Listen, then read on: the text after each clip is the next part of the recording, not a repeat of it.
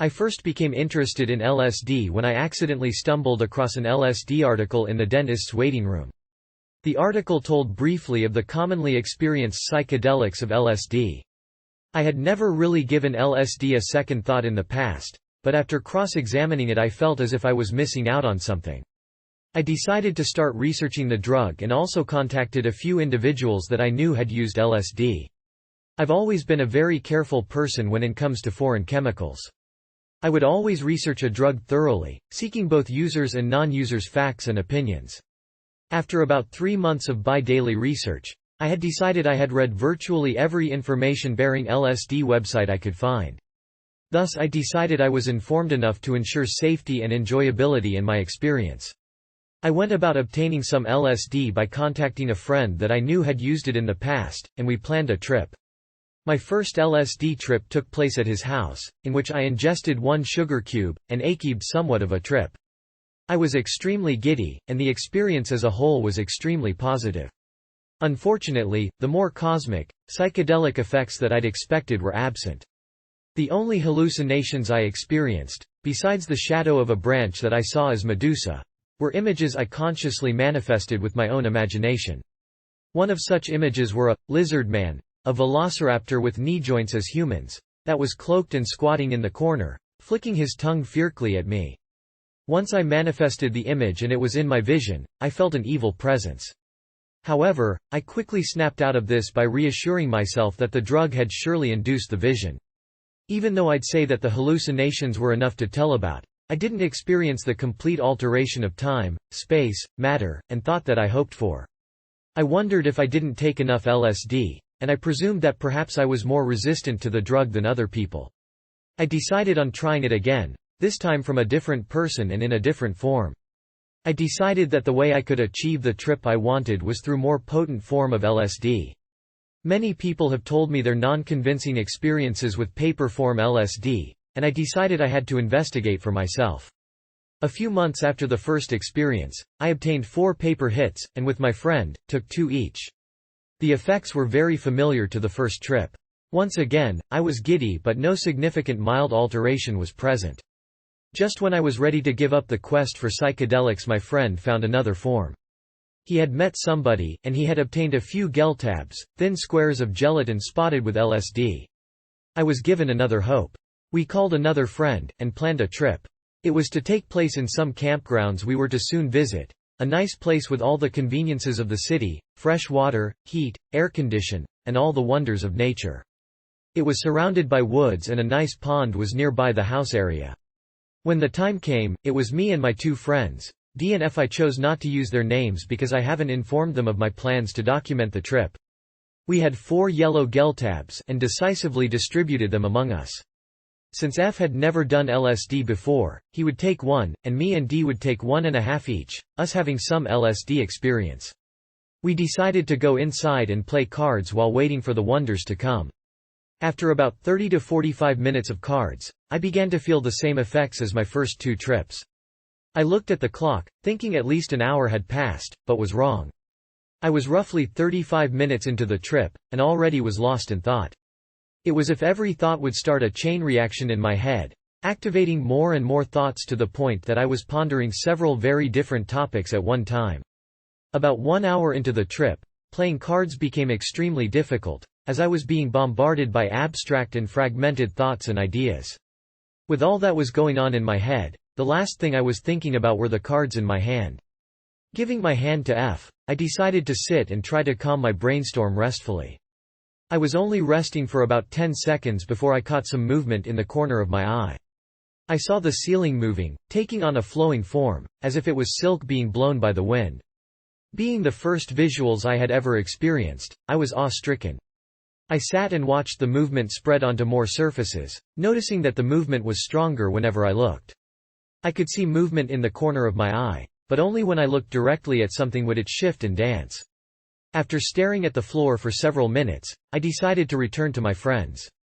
D, I said, "Are you feeling anything?" He gave me a blank look and cracked a smile at me. His pupils, almost completely dominating the blue of his eyes, were all I needed to see. It had only been a little over an hour, and we were all tripping. We decided to take a walk outside, to see the newfound wonders of the surrounding area, despite the fact that it was around 10 p.m. and very dark. We walked through a dimly lit path in the woods, and each tree we passed seemed characterized.